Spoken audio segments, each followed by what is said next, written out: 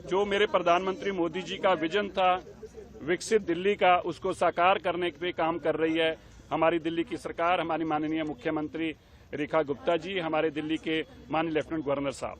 आज जो गवर्नर साहब ने बहुत मेहनत करी है, जब केजरीवाल जी अपने घर की किचन पसंद कर रहे थे, जब केजरीवाल जी अपने घर के लिए पर्दे खरीद रहे थे, जब केजरीवाल जी अपने घर के झूमर खरीद रहे थे, जब केजरीवाल जी अपने घर में जकूजी लगा रहे थे, तब हमारे लेफ्टिनेंट गवर्नर साहब इन कूड़े के पहाड़ों पे आ रहे थे। ये कारण है कि ये 70 एकड़ में जो बलसवा का पहाड़ है, इसको कम करके 25 एकड़ लैंड को रिक्लेम कर लिया गया है और उस 25 एकड़ में से भी आज 5 एकड़ के ऊपर प्लांटेशन ड्राइव शुरू हुई है हमारी माननीय मुख्यमंत्री जी की साथ, माननीय गवर्नर साहब की उपस्थिति में।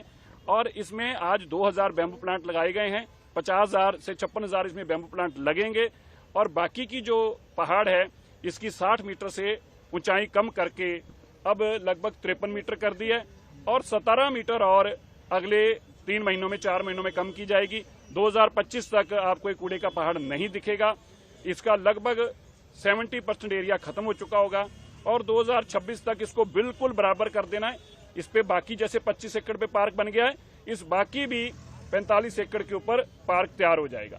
इसी के साथ बाकी भी 3 जो हमारी इसी तरह कूड़े की साइट हैं, उन पर भी ये काम चल रहा है।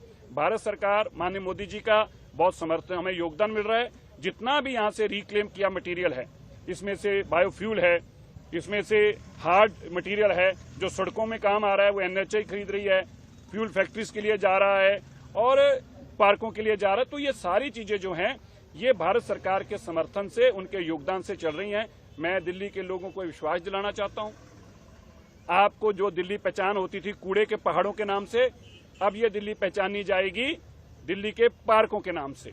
और मैं यह भी बताना चाहता हूं, ये काम असंभव नहीं था। लोग हमसे पूछते हैं ये कैसे जी, ये ऐसा हो जाएगा? बिल्कुल, जब आप में इच्छा शक्ति हो काम की। केजरीवाल जी का प्रायोरिटी क्या थी? अपने घर के झूमर खरीदने। केजरीवाल बाजार जा रहे थे अपने घर के लिए जकूजी लाने, केजरीवाल जा रहे थे पर्दे खरीदने, केजरीवाल जी जा रहे थे सफेद संगमर खरीदने। जब आपकी प्रायोरिटी घर बनाना और दफ्तर बनाना था तो कूड़े के पहाड़ हटाना नहीं था। और LG साहब तब यहाँ कूड़े पे पहाड़ों पे खड़े हो रहे थे, यहाँ पे मशीनें लगा रहे थे, यहाँ पे प्लांट लगा रहे थे। इसीलिए मैं आपको आज विश्वास से कहता हूँ दिल्ली विकसित दिल्ली होगी और सबसे पहला काम पोल्यूशन रहित करने के लिए ये कूड़े के पहाड़ हटाएंगे। ये इम्पॉसिबल जॉब को अगले 1 साल में पॉसिबल करके दिखाएंगे। देखिए, आतिशी जी का प्रोटेस्ट करना उनकी मजबूरी है। ये एक दंगा फसाद पार्टी है। आपदा के साथ साथ लीडर ऑपोजिशन के साथ साथ उनको एक और मिलना चाहिए दंगा फसाद पार्टी के मुखिया का। वो केजरीवाल जी के पापों के ऊपर पर्दा डालने के लिए लगी हैं।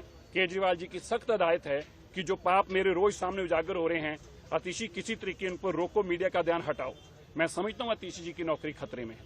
मैं आतिशी जी बहन है हमारी, उनकी नौकरी बची रही है, इसके लिए मैं प्रार्थना भी करता हूँ और मैं उनको यह भी आश्वासन देता हूँ, आतिशी जी अगर आपको हमारे घर में भी आके प्रोटेस्ट करना होगा, अगर आपकी नौकरी बचती होगी, हम आपको अपने घर में वेलकम करेंगे। आप हमारे घर में आके प्रोटेस्ट करिए। अब केजरीवाल जी को बताइए कि आप कितनी मेहनत कर रहे हैं, आप मंत्रियों के घर के अंदर घुस के प्रोटेस्ट कर रहे हैं।